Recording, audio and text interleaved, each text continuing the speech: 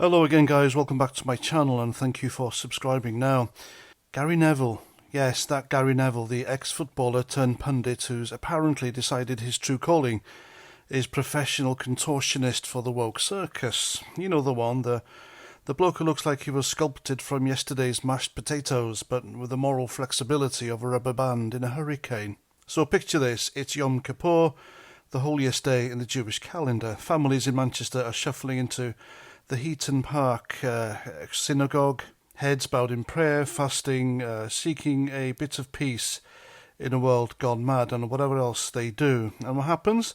Some jihadist nutter, let's call him Jihad al-Shami because irony's a bitch, isn't it, decides to turn it into a bloodbath. He rams his car into worshippers, jumps out with a knife, starts stabbing like he's auditioning for an ISIS snuff film. 2 innocent Jews are dead. 3 more in hospital fighting for their lives. Please shoot the bastard dead, but not before the horrors etched into every heart in that community. A straightforward Islamist terror attack on Jews, right? The kind that's been ticking up like a Geiger counter at a Radfest, thanks to the endless Gaza grudge fest spilling over into British streets.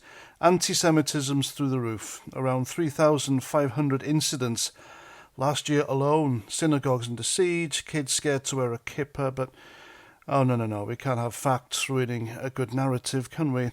Enter Gary Neville, stage left, with his hot take hotter than a Vindaloo enema. What does our pint-sized prophet of progressivism blame?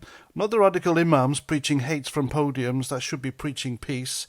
Not the online cesspools where jihadi fanboys recruit like it's a Black Friday sale. Not the gutless authorities who've left grooming gangs, oh no, we'll get to that, run riot for decades. No, Gary in his infinite wisdom points the finger at middle-class white men putting up Union flags. Yes, you heard that right.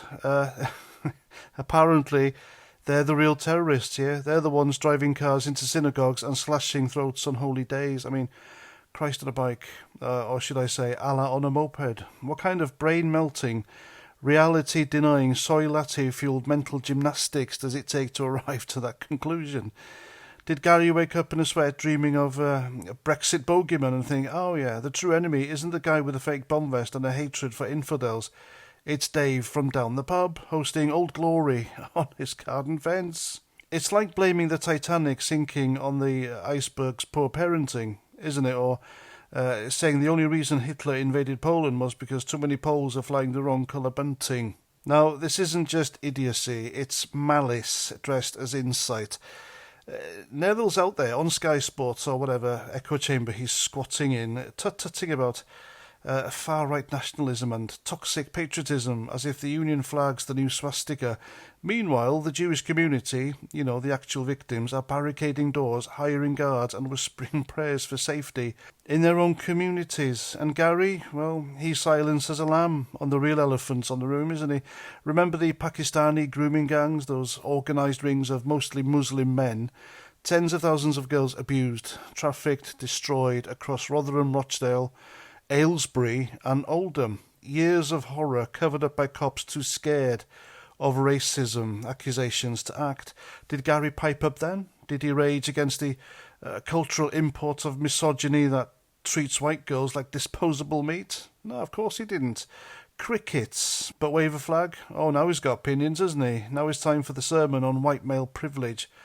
What a gargantuan wanker he is. A colossal, elephantine, world-class specimen of a breed that...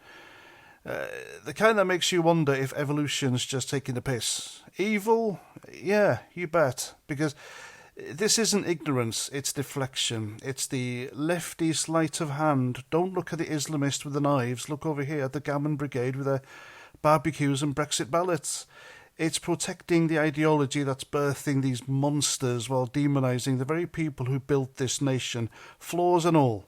The same nation that's now got synagogues and churches needing SWAT teams on speed dial. So Gary, if you're watching, here's a tip from an old cynic. Next time you fancy blaming terror on flag wavers, try swallowing a mirror first, sideways.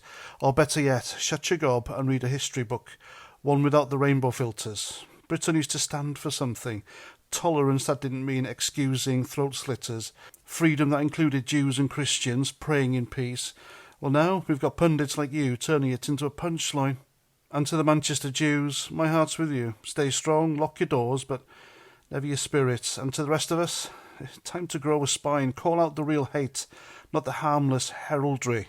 Or we'll be waving white flags soon enough. You mark my words. And there we go, rant over.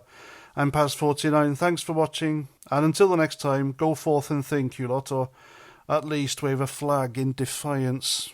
Roger Trout.